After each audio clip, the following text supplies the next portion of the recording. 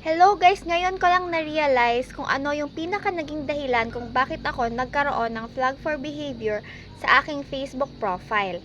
Ito guys, yung paggagamit ng isang cellphone na kung saan mayroon itong apat na account. Opo, itong cellphone ko kasi ay merong apat na account.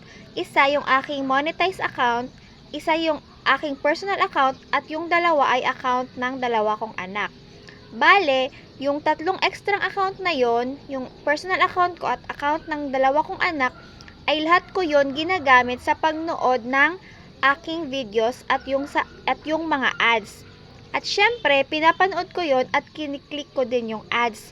So, ngayon ko lang guys na-realize na yun talaga yung naging pinakadahilan ng aking pagka-demonetize. Dahil nga, sa simpleng bagay na yan ay nadedetect nga tayo ni Meta.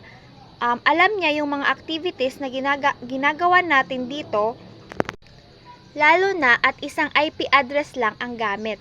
Kaya naman talagang namomonitor niya.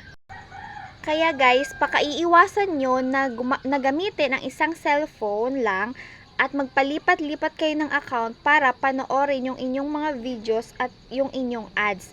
Kung gusto nyong panoorin yung inyong videos, gumamit kayo ng ibang cellphone at gamit ang ibang account.